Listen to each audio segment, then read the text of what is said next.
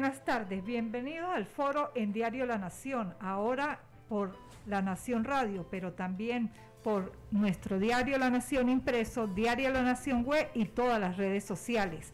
Le damos la bienvenida a nuestro invitado de hoy, el obispo de la diócesis de San Cristóbal, Monseñor Mario Moronta. Hoy nos está acompañando en el equipo técnico de audio y video Marjorie Bustamante y Daniel Bueno. En la coordinación, Ángel Escalante, José Luis Guerrero y Omaira Labrador, quien les habla. Estaremos en la conducción de este importante foro.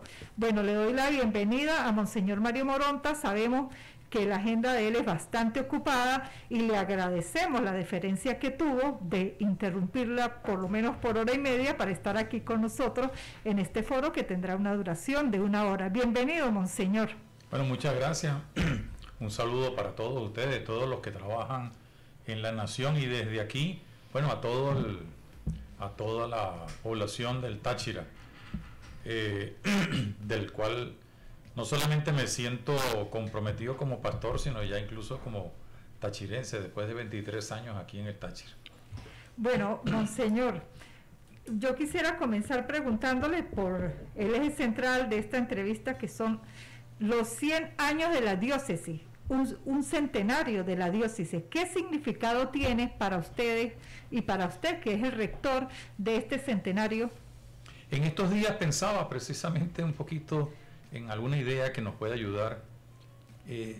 Cuando uno va a Europa, uno ve catedrales que tienen 800, 900, 1000 años, diócesis que tienen 2000 años, como la de Jerusalén, la de Corinto, etcétera, y 100 años para ellos es nada, pero para nosotros que apenas tenemos unos 500 y tantos años de evangelización y del encuentro de culturas iberohispánicas, 100 años es bastante para nosotros, ¿no?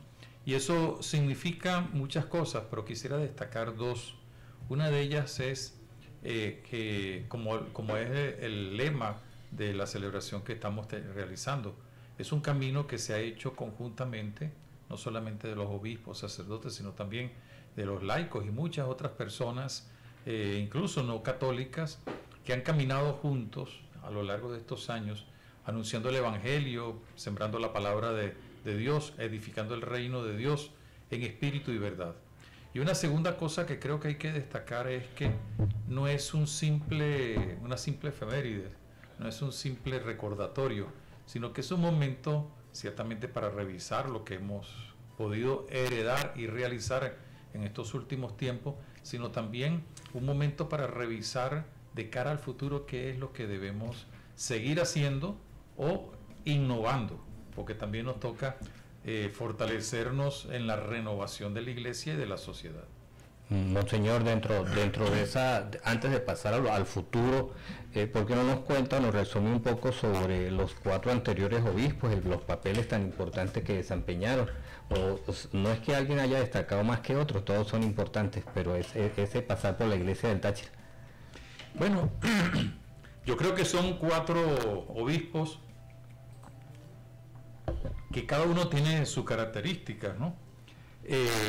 Hay elementos comunes. Los 4 han sido pastores muy entregados al Táchira, uno de una forma, otros de otra forma, pero todos muy entregados al Táchira, y a la vez han apostado, dijéramos, desde la iglesia al crecimiento espiritual y al desarrollo integral del Táchira, ¿no? Monseñor Tomás Antonio San Miguel, que fue el primer obispo nativo de Valencia, llega en un momento bien particular. Llega en medio de, vamos a hablar así en esos términos, de la dictadura del general Gómez, en una situación en la que el Táchira juega un papel muy importante porque se está preparando para la gran revolución restauradora, vamos a hablar en esos términos.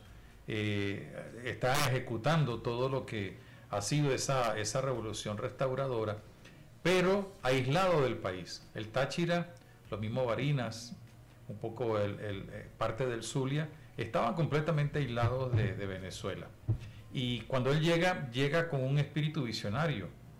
Y fíjense que una de las primeras cosas que hace es fundar el Diario Católico. porque no había un instrumento de comunicación. Es el primer diario que se tiene aquí en la región. Luego el seminario, adelantándose un poco a lo que luego en el Concilio Vaticano II se nos va a encomendar. Era un hombre de una gran visión, y cómo él también sirve de puente para suavizar la dureza de Eustoquio Gómez aquí en el Táchira, con su mano de guía de pastor, para hacer sentir la fuerza de la gente. Yo creo que una de las grandes características, además de ser visionario de Tomás Antonio San Miguel, es que ciertamente un hombre de Dios, un hombre santo, supo hacer el puente para serenar, darle confianza a la gente y enrumbarla por los caminos de la nacionalidad. El segundo obispo, ya cuando llega con la carretera trasandina recién inaugurada, y viene a completar la obra de San Miguel con una característica muy peculiar. Era un hombre que venía nacido en La Guaira, pero venía desde Cumaná, del otro extremo, a encontrarse en una tierra que todavía era muy desconocida para muchos en Venezuela. Ya empezaban a ver las relaciones más institucionales con otras instituciones del país, sobre todo por la carretera, y le quiso dar entonces un toque de evangelización. Es el gran promotor de la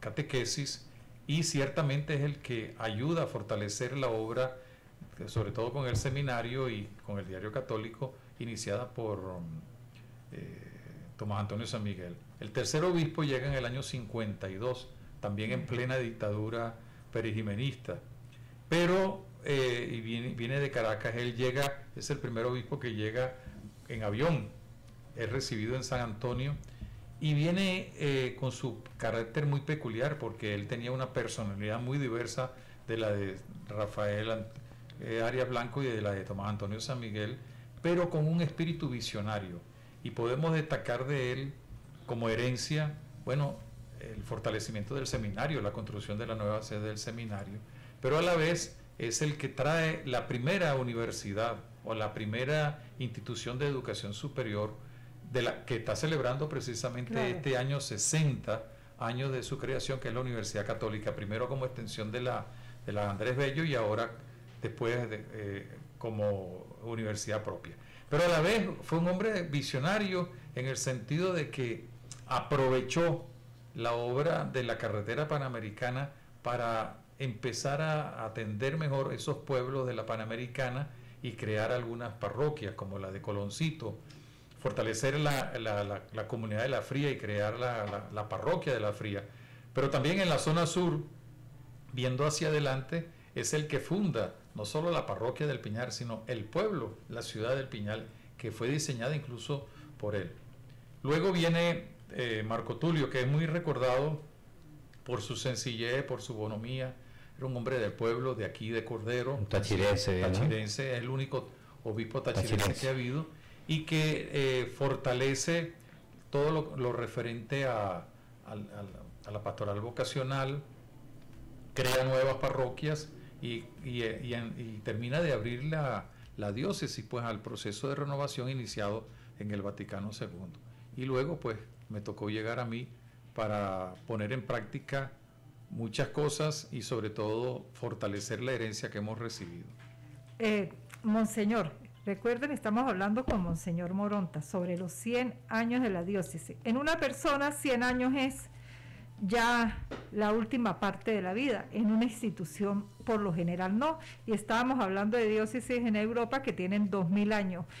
En estos 100 años que cumple la diócesis, ¿qué le cambiaría a usted? ¿Qué modernizaría? O que usted diga, esto es lo que debemos hacer para un nuevo centenario, que por supuesto ninguno estará, pero será una institución pero no que le ponga el límite de la providencia divina. ¿Quién quita que estemos nosotros allí, verdad? La longevidad, sí. Nosotros el 12 de octubre, que vamos a celebrar el centenario, vamos a convocar, ya ha sido anunciado, pero vamos a convocar oficialmente el tercer sínodo de San Cristóbal. El primero fue en el año 2006.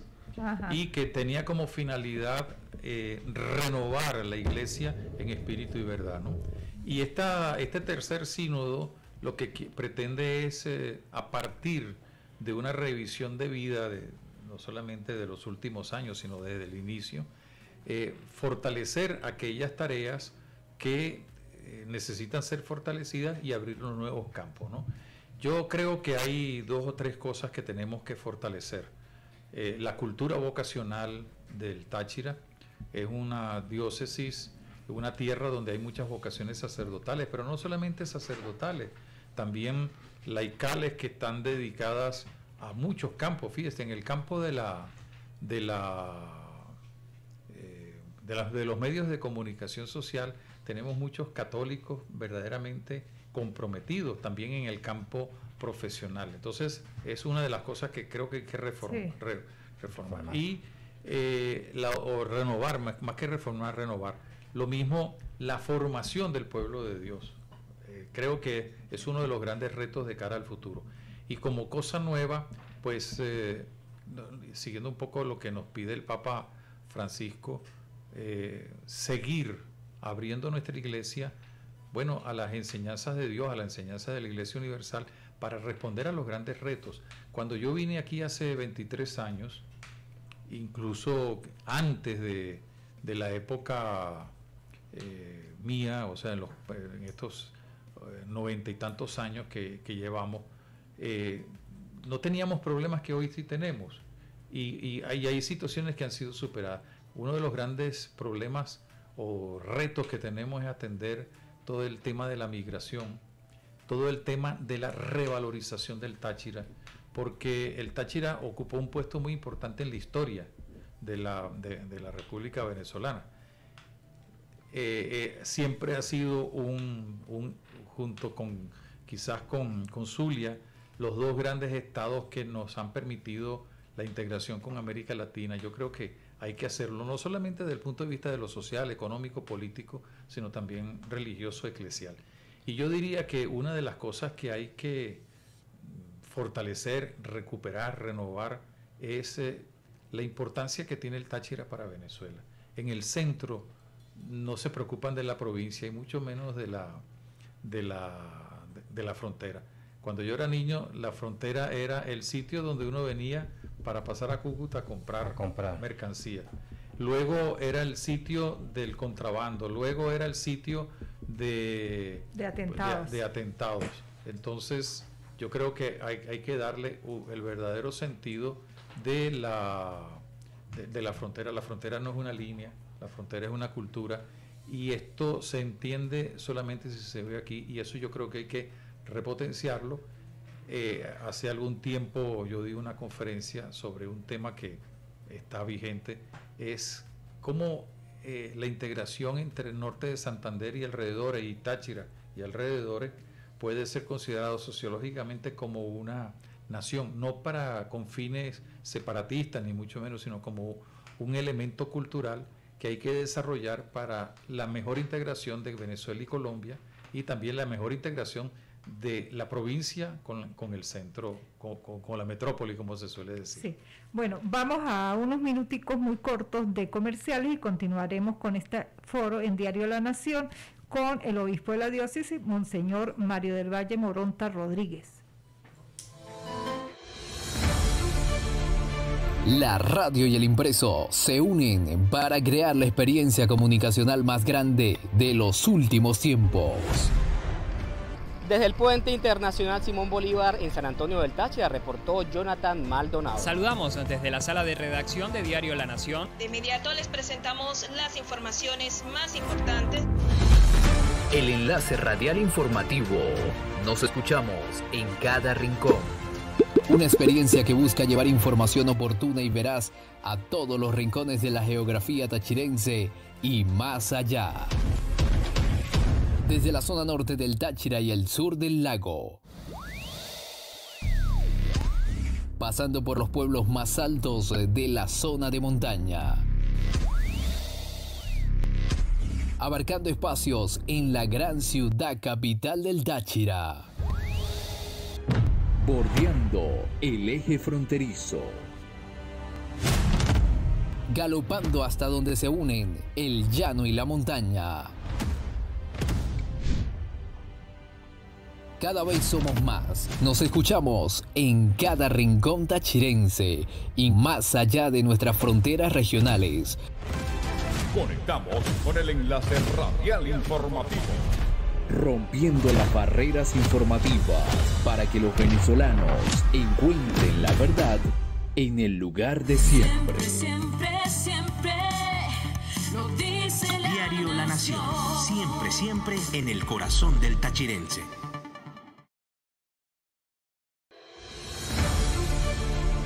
La radio y el impreso se unen para crear la experiencia comunicacional más grande de los últimos tiempos. Desde el Puente Internacional Simón Bolívar en San Antonio del Táchira reportó Jonathan Maldonado. Saludamos desde la sala de redacción de Diario La Nación. De inmediato les presentamos las informaciones más importantes. El enlace radial informativo. Nos escuchamos en cada rincón. Una experiencia que busca llevar información oportuna y veraz a todos los rincones de la geografía tachirense y más allá. Desde la zona norte del Táchira y el sur del lago. Pasando por los pueblos más altos de la zona de montaña. Abarcando espacios en la gran ciudad capital.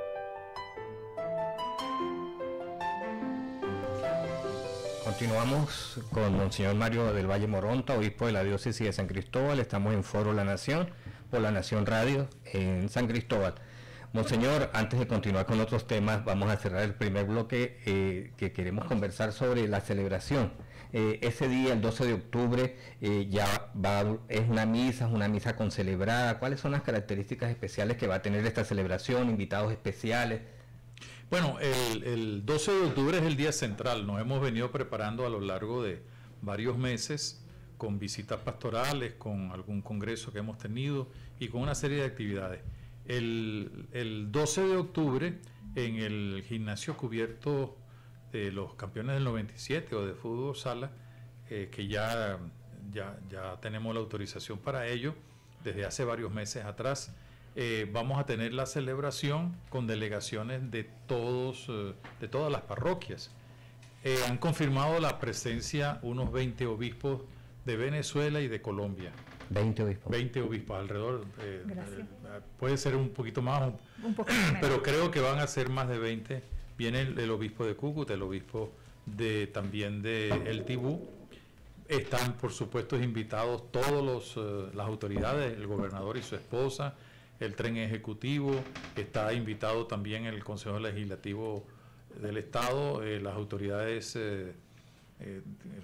referente a la parte legislativa, cada uno de los alcaldes y presidentes de consejo, y una serie de invitados especiales, rectores de universidad, directores de los medios de comunicación social. En estos días pues estamos ya repartiendo las tarjetas de invitación a los invitados especiales. Algunas personas que vienen de la conferencia episcopal, sobre todo de trabajo de Cáritas, también en las organizaciones internacionales con las que tenemos alianza, como es la OIM, ACNUR, y prácticamente todos los sacerdotes del Táchira. Calculamos que estarán presentes con los que vienen de fuera unos 200 sacerdotes, unos 20, entre 20 y 30 obispos, y pues todos estos invitados especiales, y calculamos como mínimo unas 6.000 personas, que creo que a lo mejor van a ser mucho más, sí, por todo el trabajo que se ha venido haciendo. No, y, es la misa como vamos a tener presente la réplica de la Virgen de Consolación del Santo Cristo. Sí. Monseñor, ¿y en las parroquias también sigue la celebración o solamente, va a haber misa por el centenario o ya eso se ha venido desarrollando en las parroquias? Nosotros hemos ido con el obispo auxiliar, Monseñor Juan Alberto Ayala, hemos venido desde el mes de febrero visitando casi todas las parroquias, nos faltan unas muy pocas, con la finalidad, con tres finalidades. Una, pues, reafirmar la vocación eclesial de nuestras parroquias con motivo de los 100 años. En segundo lugar, permitir que en cada parroquia sea antes, la mayoría ya está, y que nos quedan muy pocas posteriormente al 12 de octubre, podamos tener una celebración de la Eucaristía en las diversas parroquias, en las diversas zonas, con un trabajo también de reflexión. Y en tercer lugar, pues también hay muchas instituciones que se han ido uniendo. La universidad, la UNED ya hizo su homenaje, algunos consejos municipales, y el homenaje no es tanto al obispo o a los sacerdotes, sino a la iglesia como tal, a la cual pertenecemos todos nosotros. Este es un poquito, ese es el esquema. Y a partir del 12 de octubre, pues comenzaremos el sínodo, con lo cual continuaremos la celebración de los 100 años, porque hay un dato curioso. La toma de posesión del obispo San Miguel fue en el mes de noviembre del año 2023, o sea que son 100 años de la llegada, de la creación de la diócesis, y luego con el sínodo trabajaremos los 100 años de la llegada del nuevo obispo para darle impulso pues a esa herencia que él inició y que tenemos que continuar. Monseñor, de estos 100 años, 23 le corresponden a usted. Será marcada su gestión, dirán, el quinto obispo fue Monseñor Mario Moronta, ya está por 23 años ahí, esperamos que sea muchísimos años más. En estos 23 años, ¿cuál ha sido el hecho que a usted le ha parecido más difícil en esta diócesis? Bueno, no sé, me esperaba otras preguntas, pero no esa. Yo creo que podría mencionar 2 o 3 hechos difíciles, o bueno, un hecho personal, pues el tener que dejar un poco mi terruño. Yo nunca me arrepentí de haber venido al Táchira, pero nunca había estado, o sea, yo había estado en el Táchira hace muchos años, pero no estaba, vamos a hablar así, en esos términos muy humanos, no estaba dentro de mis planes. ¿no? Y sobre todo porque a los pocos días, a los 2 meses de haber tomado posesión, pues muere mi madre, murió aquí en San Cristóbal. Después al año y medio muere mi padre. Pues eso, dijéramos, son como los 2 momentos difíciles desde el punto de vista personal, ¿no? Desde el punto de vista de la iglesia, bueno, algunas situaciones difíciles que me ha tocado enfrentarla pues con sentido eclesial, ¿no? El asesinato de 2 sacerdotes rodeado pues de alguna situación negativa, el tener que atender algunos escándalos de parte de algunos sacerdotes o de miembros de la iglesia, y no sin que eso perjudique, dijéramos, la credibilidad de la iglesia, y sabiendo respetar pues también la fama de todo. Quizás una de las cosas, no como problema, sino como reto, que quizás tampoco, creo que ninguno aquí en el Táchira podía enfrentar, era todo lo relativo, que no es solamente el hecho concreto, sino todo lo relativo al cierre de fronteras, porque eso cambió mucho la faz tanto del comercio como de las relaciones con Colombia, todo el tema político, todo el tema también de asistencia humanitaria, etcétera. Eso yo diría que, además de los 2 que mencioné, más que un problema, fue un gran reto que tuvimos que enfrentar sin tener experiencia en ese campo, porque si hubiera tenido la experiencia, hubiera trabajado en algún país donde había esas situaciones, pues bien, pero sin ninguna experiencia, y que nadie aquí en la zona tenía experiencia de eso, porque siempre habíamos tenido una frontera muy abierta, incluyendo hace muchos años cuando el contrabando era de otro tipo, ¿no? Sí. Pero era una frontera muy abierta y que nunca se cerró a pesar de las trancas, vamos a hablar en esos términos oficiales. Pues la gente buscó la manera de no perder su vinculación económica, familiar, religiosa. Más bien, desde el punto de vista eclesial, surgió una cosa y estamos muy importante, contentos, que fue la estrecha cooperación, no solamente de la diócesis de Cúcuta, sino de otras diócesis con nosotros, para atender a los venezolanos que estaban pasando pues en un proceso migratorio. Pero ese trabajo no ha cesado, ¿no, monseñor? Ese trabajo sigue, la diócesis sigue activa, las distintas parroquias también siguen apoyando a los migrantes que no están en masa, pero siguen saliendo. Hemos aprendido mucho, hemos aprendido no solamente de Colombia, hemos aprendido también de otros países y hemos aprendido porque el Espíritu Santo también nos ha puesto a pensar. Yo tengo que estar muy agradecido a los obispos de Cúcuta, particularmente al anterior, Monseñor Víctor Manuel Ochoa, y al actual obispo, Monseñor Libardo, José Libardo, porque hemos fortalecido algo que es típico de la Iglesia, la fraternidad, la solidaridad, pero en la atención a los más necesitados. Cuando yo llegué aquí hace 23 años, nos tocó atender muchos migrantes que eran más que todo desplazados, que venían huyendo de la guerrilla y de la autodefensa, ¿no? Y lo tuvimos que atender también. A los 2 o 3 días tuve yo que una reunión para poder decir qué podemos hacer nosotros. Y gracias a Caritas Diocesana, pues se pudo hacer algo. Y seguimos en esa intercomunicación. Sabemos que somos iglesias hermanas y entre nosotros no hay distinción.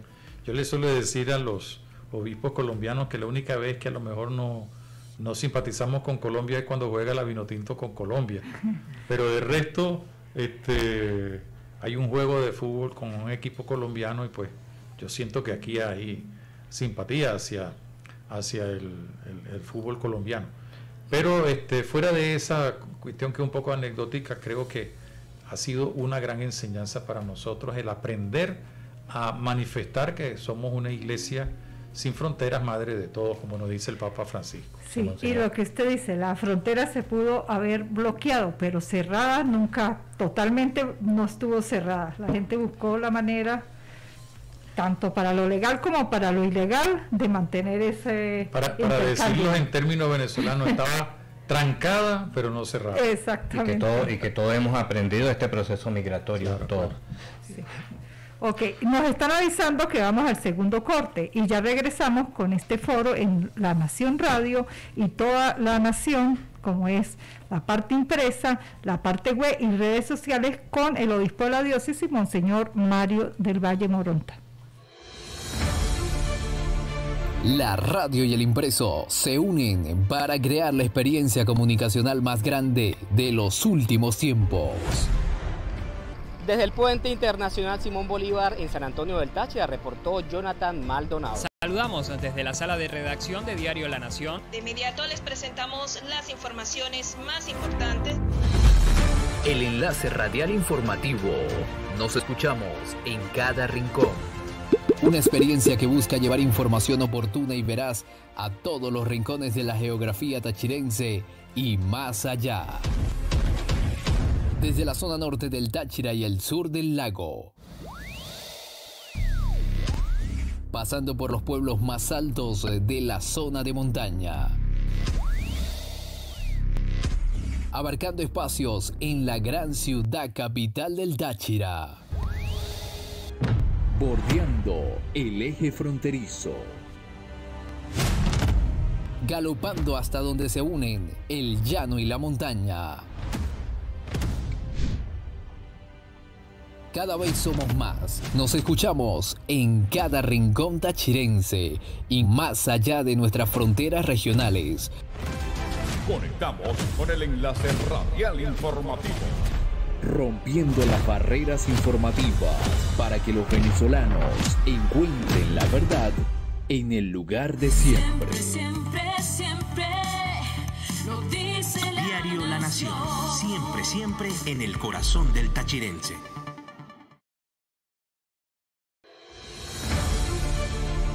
La radio y el impreso se unen para crear la experiencia comunicacional más grande de los últimos tiempos.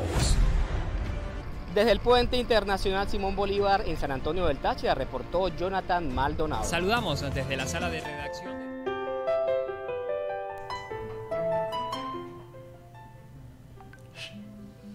Continuamos con el foro en Diario La Nación con el obispo de la diócesis de San Cristóbal, Monseñor Mario Moronta. Monseñor, a usted siempre se le ha caracterizado por ser un sacerdote y de alta investidura, incluso él forma parte de la directiva de la conferencia episcopal. Y desde que estaba en Caracas, hablando usted hace rato, recordando, siempre usted hacía situaciones críticas. Recuerdo yo que sus palabras, por lo menos las 7 palabras en Semana Santa, cuando era en Caracas, si no me equivoco, en Los Teques, siempre eran primera plana de todos los diarios por las verdades que decía. Aquí en el Táchira usted ha venido haciendo algunas denuncias, o vamos a decir, los comentarios, exponiendo una situación sobre la práctica ilegal, por supuesto, del aborto. Ha hablado incluso de algo con el tráfico de órganos. Quisiera que nos ampliáramos y también si se ha hecho algo con estos planteamientos serios que usted ha hecho. Bueno, no todo es de denuncia, ¿no? Yo creo que también hemos anunciado muchas cosas claro, interesantes y yo quiero decirle con toda sencillez que sí, yo soy caraqueño y no dejo de querer a Caracas, ¿no? Para mí siempre Caracas como ciudad donde yo nací, pues es mi horizonte, porque allí aprendí a ser cristiano, a ser humano, a ser venezolano. Pero desde que llegué al Táchira, una de las cosas, no solamente por recomendación de buenos amigos y de mis padres, sino también porque ha sido siempre mi mentalidad, déjame meterme de lleno en el Táchira y querer mucho al Táchira, ¿no? Yo no puedo decir que yo quiero más al Táchira que otro, pero amo al Táchira y me siento vinculado. Se siente tachirense. Y uno va descubriendo a la medida que va uno caminando. He visitado todas las comunidades. Me faltan quizás algunas aldeas por visitar, porque es imposible llegar a todas partes, pero el primer año de mi estadía aquí en el Táchira le di 5 veces la vuelta a todos los municipios. Y la finalidad era ciertamente que animar a la iglesia, pero aprender, aprender la cultura, conocer la cultura. Y entonces empecé a escuchar situaciones un poco difíciles, duras que vivía la gente. Algunas de ellas se las podía transmitir a los alcaldes o a los gobernadores en cada una de las épocas. Y yo le decía, mire, yo no tengo ningún interés, yo no me voy a lanzar de candidato, si yo sencillamente le traigo esta carta porque yo creo que hay que atender a la gente en su carretera, en el acueducto, lo que sea. Pero también empecé a descubrir por mucha gente que se acercaba a hablar de problemas serios, ¿no? Problemas no solamente en el caso del aborto, sino por ejemplo el tráfico de órganos, que se hizo muy fuerte en algunos años y que había mucho miedo de denunciarlo, porque detrás de todo eso hay una mafia inmensa que está muy vinculada también al narcotráfico. Y hace más de 20 años yo vengo hablando de grupos, ni todos los médicos ni todas las enfermeras están en eso, sino porque lo iba escuchando de gente que venía a hablar a plantear su situación, muchas veces en el confesionario, otras veces con miedo, dice, mire, me está pasando esto o me obligaron a esto. Y entonces, y que todo eso iba a ese material orgánico de los abortos, pues iba a través de algunas mafias, era comprado para medicinas, para cosméticos o para otro tipo de cosas. Incluso en algún caso nos tocó actuar porque habían secuestrado a una niña, sobrina de un sacerdote.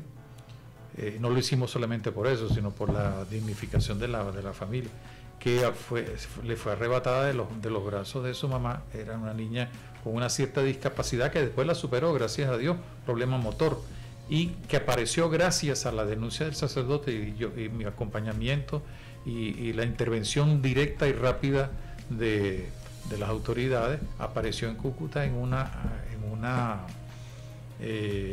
pensión donde había más de 10 niños que habían sido secuestrados y que eran para quitarle los órganos, etcétera, ¿no? Entonces muchas veces uno aprovecha algún momento en la Eucaristía no en la homilía, pero sí en algún momento para hacer alguna denuncia. Yo hace algún tiempo también denuncié todo lo que le sucede a los ferieros, a los transportistas que viajan por Venezuela. Por las alcabalas. Y eso, bueno, eso me costó más de una cosa, más de un problema. Pero uno lo denuncia no porque quiera buscar centimetraje, sino para ver si se abre la atención. Yo lo dije y lo hice público el día del Santo Cristo, agradeciendo a las autoridades competentes de que habían tomado en serio la denuncia y estaban haciendo una investigación, sobre todo en este caso de los abortos. Y no he sabido más allá. Yo di mi información, yo fui citado y con mucho gusto yo fui a hablar en el Ministerio Público al respecto. Y yo sé que ellos están haciendo su investigación y esperamos que pronto se pueda dar una solución a este tipo de problemas. Y Monseñor, además de esos problemas, usted cuando hace su evaluación sobre el comportamiento nuestro como tachirenses, ¿qué cosas estamos haciendo mal? O sea, ¿hacia dónde nos estamos desviando o qué principios estamos dejando de lado? Hay varias cosas que me preocupan porque es un problema de todo el mundo. Es un poco toda esa deshumanización y desvalorización. Deshumanización en el sentido de perder el sentido de lo humano. Y hay gente que no le importa el dolor ajeno. Yo esta mañana en una misa decía que el funcionario público, una de las cosas que debe realizar es no perder el sentido de lo humano, y el sacerdote también. Cuando un sacerdote pierde el sentido de lo humano, pues maltrata a la gente o termina siendo indiferente. El Papa Francisco nos habla de la ternura. La ternura no es estar dando acaricia, sino sencillamente tener un corazón que sepa entender, perdonar, animar, llorar, reír, ¿no? Creo que también no la pérdida de valores, porque los valores no se han perdido, sino bueno, la pérdida de la puesta en práctica de los valores y de los principios, y en ese sentido estamos teniendo incluso a nivel de la Iglesia pues toda una campaña para reafirmar los valores, la educación. Tenemos un convenio con la zona educativa para promover los principios, valores y actitudes basados del Evangelio, ciertamente, ¿no? Y con plena libertad para aquellos que no son católicos, pues que ellos puedan promover también sus ideas.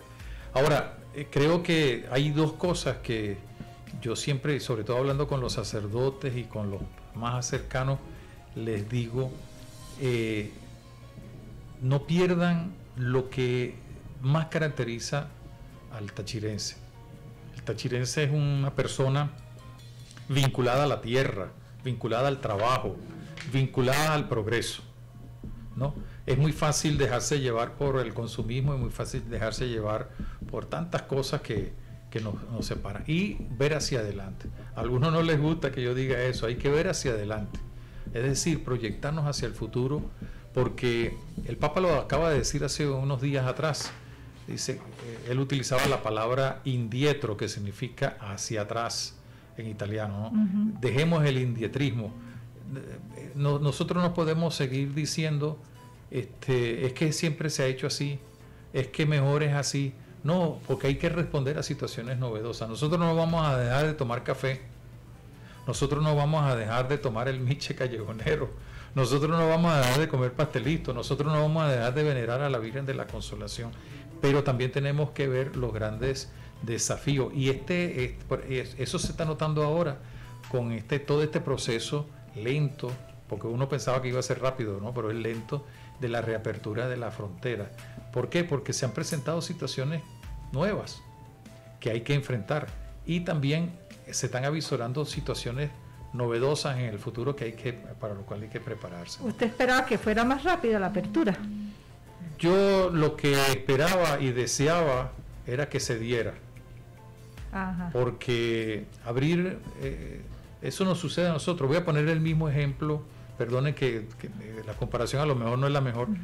Tuvimos 2 años de pandemia y la gente pensaba que a los 2 años nosotros íbamos a superar la pandemia y entonces no íbamos a sentir los coletazos del COVID, sea que la hayamos sufrido o no la hayamos sufrido. No, lo importante era superar la pandemia, pero quizá no nos preparamos a los desafíos que supone esa apertura, que es que hay consecuencias colaterales para los que hemos sufrido el COVID, o también situaciones novedosas. O sea, los muchachos, por ejemplo, van a la escuela y comienzan a estudiar después de 2 años sin haber hecho estudios presenciales en una región donde hay mucha también afección al estudio. Es uno de los sitios donde más y mejores escuelas de educación hay en el país, pero que al no haber los recursos tecnológicos suficientes, no todo el mundo tenía la posibilidad de la virtualidad. Entonces, ese tipo de cosas. Bueno, lo mismo sucede con la apertura de la frontera. Los obispos de Venezuela y de Colombia, sobre todo del eje fronterizo, siempre estuvimos en la necesidad de abrir, primero en la no necesidad de haber cerrado la frontera.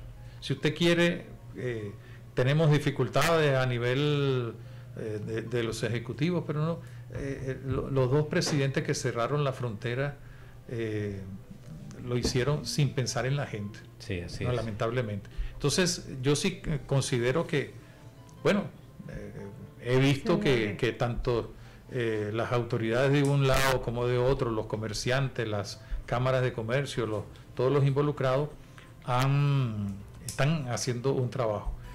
Perdone si esto es una falta de humildad, y si es una falta de humildad pido perdón, pero lo tengo que decir.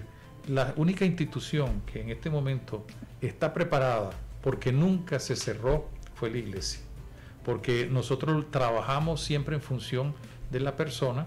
Claro, al haber una apertura, pues tenemos mucha más posibilidad de comunicación, etcétera. Sí. Fíjense que nosotros hemos enviado durante un mes un grupo de seminaristas a trabajar en el Tibú como ayuda para ellos, porque y también como aprendizaje. Y lo hemos hecho sencillamente porque nunca dejamos de estar en comunicación con el obispo del Tibú, el obispo de Cúcuta. Yo estuve hace unos meses en Ocaña dando los retiros espirituales, ellos han venido acá también, de manera que sí se puede dar un paso importante y reconocer que la apertura, si bien tiene algunas dificultades, es posible si hay voluntad. Y Monseñor, perdona Mayra, esa presencia en Tibú, ¿eso es nuevo o la iglesia tachirense hace presencia por esa zona? ¿O de enviar seminaristas a apoyar? ¿O es una nueva experiencia? Esta fue una nueva experiencia basada también en otros hechos, ¿no? Ha habido intercambios muy puntuales para actividades muy concretas, a lo mejor de 2 o 3 días, intercambio para retiros espirituales, etcétera. Pero esta vez ha sido una experiencia novedosa. Los muchachos que están que comienzan ahora su penúltimo año de formación, en tercero de teología, pues fueron todos al Tibú y vivieron allí con la gente, como también claro, los del último año de teología fueron a Caroní, a las diversas comunidades allá de la Gran Sabana. Forma parte de un sí, plan de trabajo de nuestro. Vamos al siguiente corte y en solo minutos regresamos.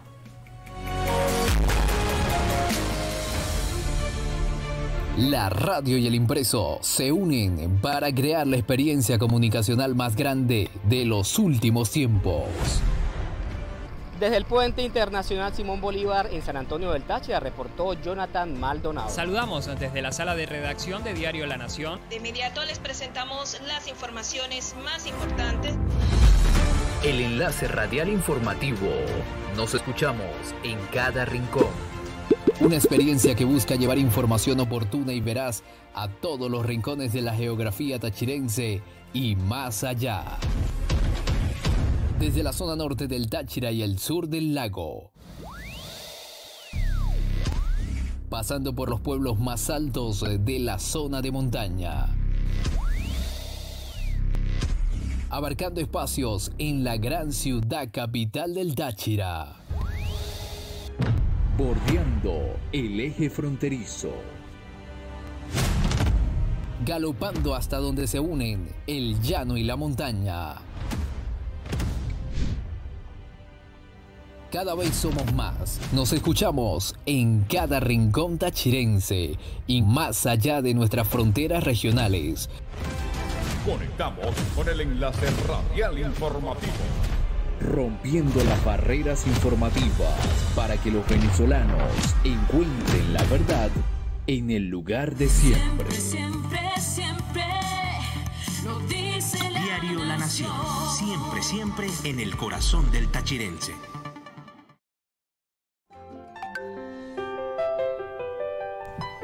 Continuamos, amigos, por La Nación Radio en el Foro La Nación con la licenciada Mayra Labrador y José Luis Guerrero. Estamos con el obispo de la diócesis de San Cristóbal, Mario del Valle Moronta. Monseñor, dos preguntas con respuestas, por favor, breves, para profundizar en otros temas. La primera es, Táchira es un centro de vocación religiosa, el seminario diocesano, también de formación religiosa, no solo de hombres, sino de mujeres. Esa formación, o sea, ¿hay déficit de sacerdotes o hay déficit de religiosas? ¿Cómo estamos? ¿O siempre es necesario que haya más formación? Y la segunda, Monseñor, ¿cómo participa el pueblo? ¿Cómo voy a participar yo en ese sínodo? ¿Cómo me voy a sumar? Bien, buena la segunda pregunta, voy a empezar por allí. El sínodo va a tener dos o tres cosas bien importantes. La primera de ellas es que va a haber sesiones cada mes con representantes de cada parroquia, además de los sacerdotes, ¿no? Pero esos representantes no van a decir lo que ellos piensan solo, por supuesto que van a aportar, ¿no? Sino que unos días antes en todas las parroquias se va a abrir un espacio que llamamos asambleas parroquiales para que respondan algunas preguntas y estudien algunos temas y todo el mundo pueda atender, ¿cómo se llama? Seguir la línea. Ofrecer su aporte, incluso sus aportes, que puede ser contrario a lo que se ha planteado, con mucha libertad. Entonces eso se lleva y después se analiza pues con todas las parroquias y todas las zonas pastorales. Y también va a haber algunos momentos, sobre todo en el mes de julio, más abiertos a familias, a niños. Queremos escuchar a los niños. Ya en el segundo sínodo tuvimos una experiencia bien interesante. Y ellos proponían cosas, con su lenguaje infantil proponían cosas muy interesantes. Jóvenes, también personas profesionales, es decir, hay un espacio bastante grande. De manera que la participación dijéramos en las sesiones formales son de representantes, no personas que van a decir lo que ellos quieren decir, sino van a llevar lo que ha sido el fruto en las parroquias y en otras instituciones también. Y la primera pregunta era sobre la formación religiosa. Bueno, nosotros tenemos aquí quizás en la diócesis con más sacerdotes, lo cual no significa que nos sobren sacerdotes, ¿no? Según nosotros tenemos en este momento con los religiosos y contando los que están trabajando fuera, hay 5 en el Caroní, algunos que están trabajando en Italia, otros que están trabajando en algunas otras partes en Caracas, etcétera. Son casi 200 sacerdotes, incluyendo a los sacerdotes de congregación. Pero sociológicamente nosotros deberíamos tener por lo menos 2.000 sacerdotes para atender toda la población. 2.000. Pero no, tenemos 200. Eso no significa que estamos mal. Por eso no me asusta. Pero no estamos los 2.000 sería el ideal. El ideal. Igual que en la seguridad. También entonces tenemos este año, por ejemplo, con la gran campaña que se hizo vocacional, van a entrar 100 muchachos al seminario. 200 muchachos al seminario, del menor y mayor, y eso nos garantiza que en un futuro pues va a haber nuevas vocaciones, nuevos sacerdotes. Desde el punto de vista de los laicos, estamos con escuelas de laicos y vamos a anunciar la apertura de un instituto de teología para laicos en las próximas semanas para formar no solamente a los catequistas, a los ministros que trabajan en las parroquias, sino a todas las personas que deseen tener un poco de formación en la vida religiosa. Antes de que continuemos, Mayra, ¿y de cuántas parroquias estamos hablando en el Táchira, Monseñor? Tenemos 29 municipios, 29 iglesias principales, pero ¿cuántas parroquias son? Tenemos 94 parroquias y 4 rectorías. Rectorías son casi parroquias. En el lenguaje canónico sería cuasi parroquia, pero prefiero llamarla rectoría, sí, porque le falta algún elemento de maduración dijéramos de las comunidades, o en algún caso no tienen, por ejemplo en Cordero hay una que se está formando y está prácticamente funciona como una parroquia, pero la infraestructura hay que fortalecerla, ¿no? Es para no tener que estar el sacerdote por allá, la gente por aquí, sí, ¿no? Sino que haya una infraestructura que nos permita. Entonces podemos estar hablando casi de 100 parroquias. De 100 parroquias. Sí. Monseñor, en los últimos días aquí en el Táchira hemos escuchado la palabra fanatismo religioso. ¿Qué es eso? Bueno, es un término muy complejo. Yo lo he escuchado también se ha dicho con el riesgo por una situación creada, con una situación que todavía hay que aclarar por la aparente o presunta desaparición de algunas personas guiadas por una pareja, y entonces hablan de fanatismo. Yo no me atrevo a decir que aquí se esté dando ese caso, pero el fanatismo es otra cosa muy diversa dijéramos de lo que está aconteciendo, en primer lugar porque están en proceso las investigaciones. Tenemos que profundizar más un poco sobre las razones que hay detrás de esto, pero el fanatismo es una postura de cerrazón, de pensar que yo soy el único que sabe o que yo rechazo a los demás. Hay fanatismo religioso en muchas partes, incluso en algunos sitios cristianos, y que si el otro no piensa como yo, pues yo lo desprecio, yo lo manipulo e incluso lo asesino. Y a lo largo de la historia pues se han dado esto. La palabra fanatismo es como la palabra guarimba. Aquí se utilizó mucho la palabra guarimba. Perdonen la referencia que voy a hacer, yo soy caraqueño. Y para los caraqueños guarimba es el lugar, cuando uno jugaba, es el sitio donde no lo podía agarrar el policía, cuando jugábamos policía y ladrón. Pero la guarimba era el sitio donde en mi casa yo tenía guardado mis cosas, ese era como el lugar de protección. Y aquí se puso como barricada, y eso es completamente diverso. Entonces, fanatismo se está utilizando para justificar posturas que a lo mejor con las cuales no estamos de acuerdo. Pero yo no me atrevería a decir, una cosa es la devoción, una cosa es a lo mejor el conservadurismo, una cosa a lo mejor es que la postura sea muy frontal, pero el fanatismo no es es un fenómeno mucho más complejo, ¿no? Aquí en el Táchira, entonces tendríamos que hablar de que hay un fanatismo religioso, porque hay mucha gente que sigue el Santo Cristo y otros a la Virgen, ¿no? Y eso es una manifestación de catolicismo popular con características grupales, con características, dijéramos, de perseverancia, de esa perseverancia que hace que yo a lo mejor no tengo otra imagen de la Virgen sino la consolación. Sí. Pero eso no es fanatismo, eso es sencillamente una devoción acendrada, una devoción que puede a lo mejor tener sus defectos también, porque yo le puedo rezar a Dios incluso equivocadamente porque le estoy pidiendo algo que no debo pedir. Ahora, hay que tener mucho cuidado con ese término. Okay. Monseñor, ¿y alguna situación de alguna secta extraña por estos lares de Táchira?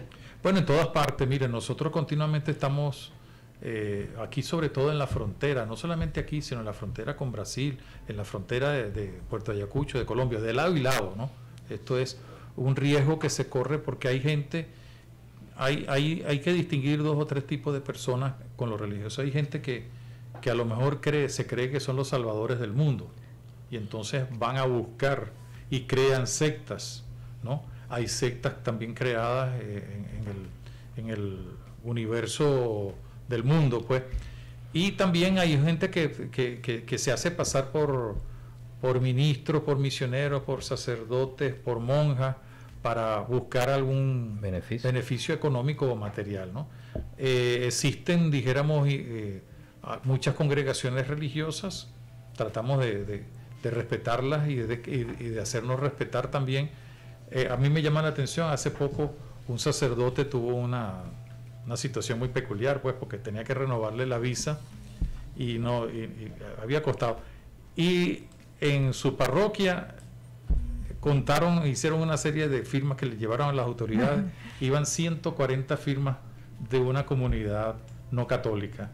Es decir, sí, porque hay diálogo, hay, dijéramos, sí, se puede compartir en diálogo y en muchas acciones. muchas acciones, por ejemplo, en beneficio de los migrantes que ha organizado la Iglesia Católica, ha contado con la participación, por ejemplo, de evangélicos, protestantes, sí, y gente que incluso dice que no es de la iglesia, ¿no? Sí. Monseñor, usted también dijo algo de que algunos tenía que hacer frente hacia el comportamiento no adecuado de algunos sacerdotes.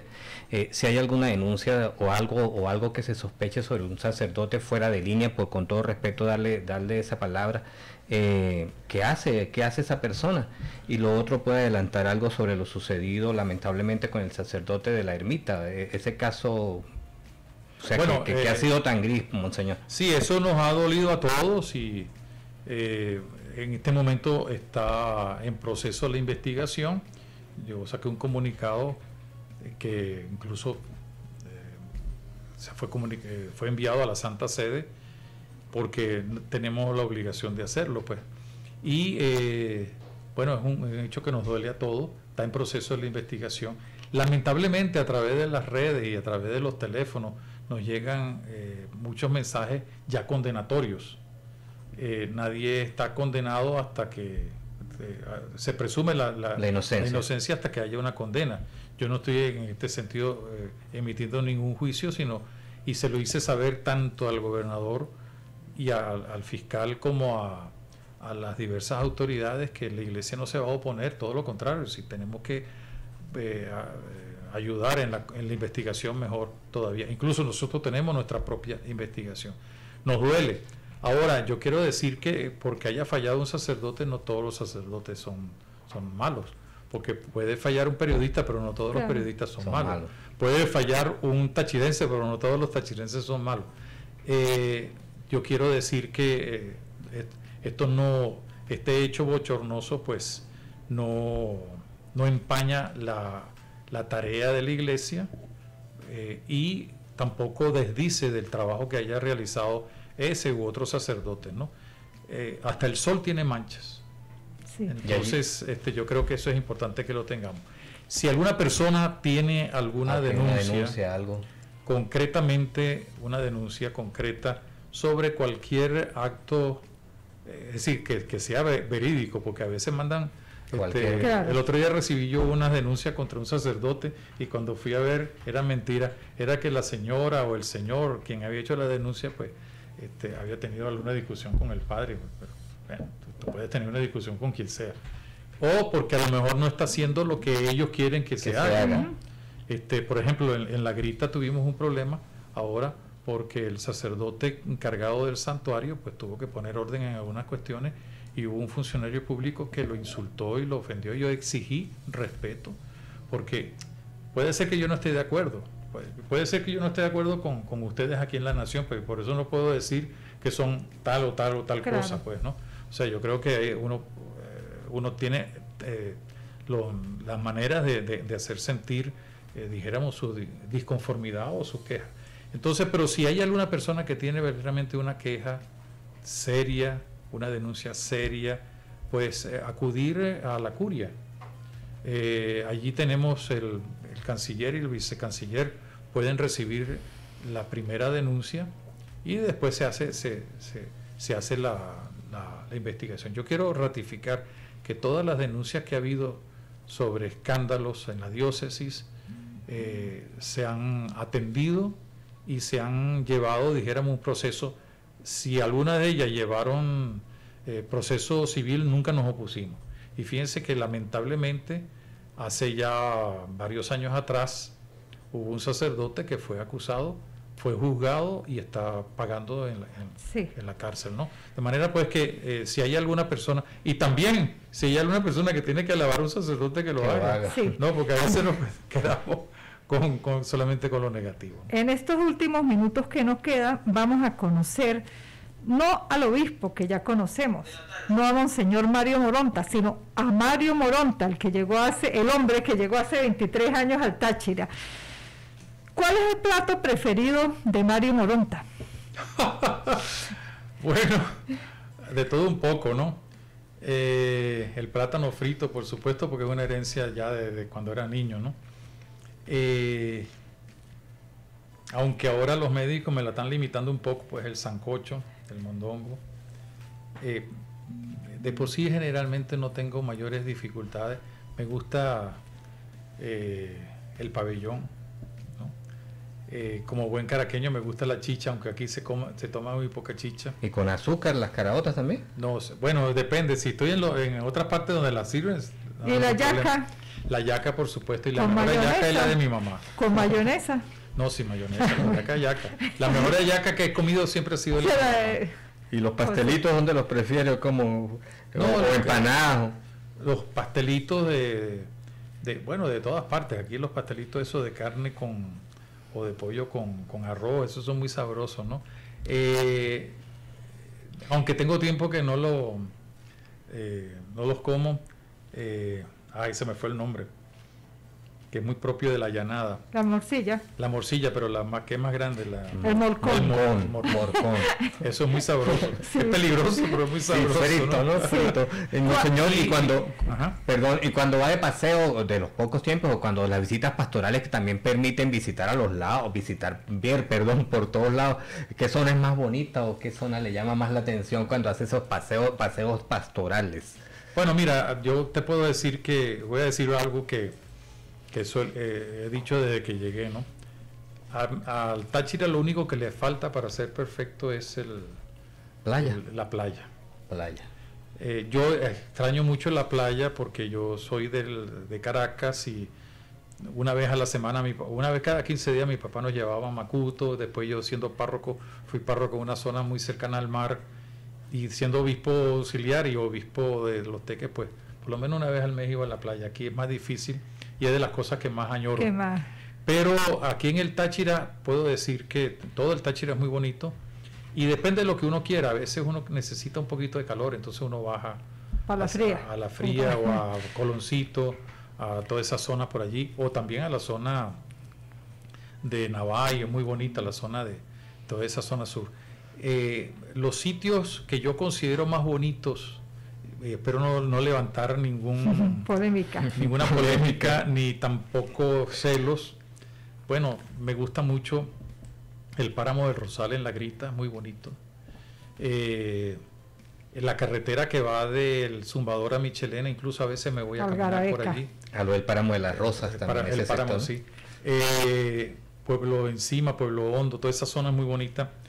Y quizás lo más bonito que tiene el Táchira es lo menos conocido por los tachirenses, que es la zona de Betania, allá en Delicia, al fondo. Sí. Pero lo más bonito del Táchira, lo que hace verdaderamente bello el Táchira, no es su paisaje, sino la gente. Y por eso me siento bien en todas partes. A veces he ido a algún sitio y me siento a hablar con algún campesino, o algún agricultor, o algún muchacho, o ellos se paran. El otro día estaba grabando uno de estos micros en una carretera hacia Loma Baja, por allá, y tuvimos que desistir de grabar porque todo el carro que pasaba se paraba a saludar, a hablar bueno, bendito sea Dios, creo que eso es una virtud, ¿no? Pero la belleza más hermosa, valga la redundancia, es su gente. Del Táchira es su gente. Cuando le dio COVID, ¿tuvo miedo de morir? Yo tuve mucha confianza en Dios. No voy a decir que en algún momento pensé, cuando a mí afortunadamente me dio el COVID empezando, diría yo, no sé, varias personas se sentían mal, entonces en la curia yo mandé a hacer el hisopado.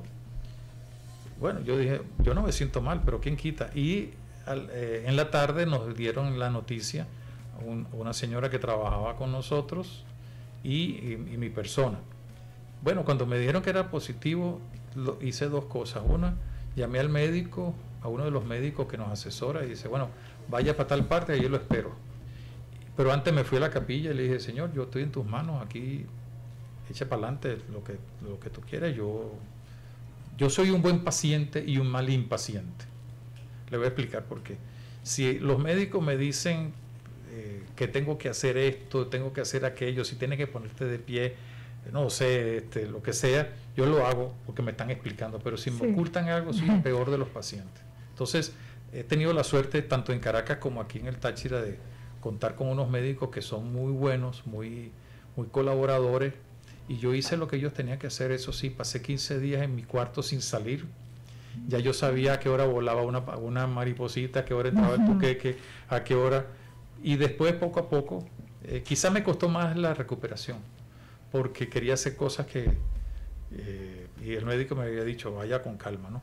Pero en otros momentos he sentido miedo a la muerte, pero ya cuando uno va caminando la vida, uno se da cuenta de que la muerte no es algo trágico. Puede ser una muerte trágica, pero no es algo trágico, porque a la hora de la verdad uno sabe que es el momento en que uno pasa a la eternidad. Sí. Monseñor, tengo tiempo de no ir a su despacho, pero usted tiene una colección de crucifijos. ¿Ha crecido la colección? ¿Siguen los obsequios? Ha crecido, lo que no ha crecido son las paredes. No más de 300. Eso tiene una historia muy bonita, ¿no? Siendo yo obispo de Los Teques, en las visitas pastorales, pues uno de los regalos que le daban los muchachos eran cruces hechas por ellos mismos, o lo que sea. Entonces yo fui poniendo cruces en todas las oficinas de la curia de Los Teques. Pero se me acabaron las oficinas y entonces agarré una pared y empecé a ponerla. Y hubo un maestro que yo le dije a los muchachos, yo voy a poner esta cruz en un sitio donde no la voy a ver todos los días, pero por lo menos 5 días a la semana, que es mi oficina. Entonces el maestro me dijo, no diga mentira, usted no lo va a hacer, esta cosa. Yo le dije, no, sí, yo lo hago. Ese maestro 15 días después se apareció a ver si era verdad. Y entonces se corrió la idea de que yo coleccionaba a Cristo, y entonces en todas partes me regalaban un Cristo, o yo lo compraba en alguna que otra vez. También decía, si esto no tiene dueño me lo llevo. No, pero tengo más de 300 cruces en la oficina. En la oficina, y bueno, algunas las tengo guardadas porque habrá que ponerlas en algún sitio en algún momento, ¿no? Ya en mi testamento ya puse ¿a quién se las voy a donar. Monseñor, yo creo que le estaba leyendo algo de su biografía, pero no, qué pena, no podía ahondar más. Ha escrito algunos textos, ensayos. Bueno, yo tengo varios libros y varios ensayos en revistas. Me gusta leer, cosa que no le gusta a las nuevas generaciones. ¿Pero leer novelas también? ¿O? También, en este momento estoy releyendo 100 años de soledad. Pero sí, leo novelas. Yo generalmente para donde me voy, sea en visita pastoral o de vacaciones, o por ejemplo si voy a Caracas a la conferencia episcopal, suelo llevarme dos libros, ¿no? Uno, vamos a llamarlo así, de teología o de filosofía para seguir poniéndose al día, y el otro puede ser una novela o una revista con artículos o lo que sea, ¿no?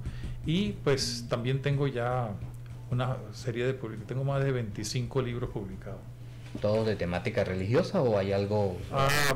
Generalmente en torno a la temática religiosa, pero también experiencial. Tengo un libro que es, algunos dicen que sí es mi biografía, y dice, no es mi biografía, sino es la vida hablándole a la vida, se llama así Yo la vida. También tengo una serie de anécdotas que fueron publicadas sobre mis primeros años aquí en el Táchira, ¿no? Algunas anécdotas que yo viví con gente, cosas que aprendí, que fui aprendiendo, ¿no? Sí. ¿Hay algo que Mario Moronta no haya hecho y que le hubiese gustado hacer o que añora hacerlo todavía? Bueno, que añoro hacer, pues, ser fiel a lo que yo prometí. Me gustaría seguir caminando hacia la santidad, eso sí. Ya a estas alturas del partido, con mis 73 años, yo más bien lo que estoy pensando es cómo voy a organizar un poco mi archivo para que los otros no tengan que sufrir tanto. Yo tengo muchos papeles reunidos de cursos, de talleres, etcétera, de comunicaciones. En eso estoy empezando un poquito a hacerlo. Siempre soñé, es una cuestión muy infantil, ¿no? Pero siempre soñé bajar un día y hasta jugar pelota. A mí me gusta mucho el béisbol. A bajar al estadio universitario, y me tocó en 2 o 3 oportunidades incluso lanzar la primera pelota en un juego entre el Caracas y el Magallanes, que lamentablemente perdió el Magallanes y ganó el Caracas, pero fue una cosa, dijéramos, sí, bonita, porque dice, mira, después de viejo vine aquí a esto. Y hace unos días bendije el nuevo césped del estadio de Pueblo Nuevo. Entonces dice, mira, uno siempre viene aquí al estadio arriba a ver jugar, a echar un grito, y ahora me resulta que esto abajo en el estoy campo abajo de en juego. el campo bendiciendo la grama, ¿no? Siempre de niño decía que si no hubiera sido sacerdote me hubiera gustado ser sociólogo o aviador. Quizás la sociología está más cerca. Sí, después la de aviación, la aviación con mi problema de ojos, etcétera, a lo mejor no. Pero bueno, era un deseo de niño, ¿no? Sí. Y sí, no voy a decir que no me gusta viajar, pero no soy un viajero empedernido, sino me gusta ir a sitios donde uno verdaderamente pueda aprender, crecer y también compartir con los demás. Sí. Bueno, no nos queda sino darle las gracias por esta hora y varios minutos más que nos ha concedido Monseñor Mario Moronta para esta nueva etapa del foro en Diario La Nación. Le damos las gracias, de verdad que es una deferencia que haya estado por aquí, nos haya respondido muy bien, muy amablemente todas nuestras interrogantes. Bueno, las preguntas no fueron difíciles, si hubieran sido difíciles, bueno, sí, las hubiera tratado de contestar. Yo estoy agradecido y bueno, los animo a seguir siempre al servicio de los demás, ¿no? Con una buena información, siempre veraz y siempre animada. Ustedes forman también parte de los 100 años de la historia de la diócesis.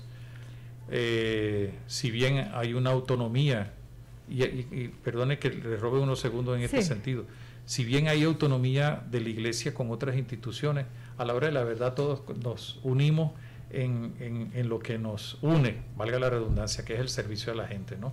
El servicio de la información, el servicio de la verdad, el servicio también a los dirigentes políticos, el servicio a la comunidad, a los dirigentes sociales, a los dirigentes económicos también, el servicio a la gente, y ahí nos unimos todos, ¿no? Y que Dios nos bendiga, que la Virgen de la Consolación nos siga acompañando y que desde la nación se siga difundiendo también la devoción al Santo Cristo de la Grita. Y muchas gracias a ustedes por la paciencia que han tenido conmigo. Amén, monseñor.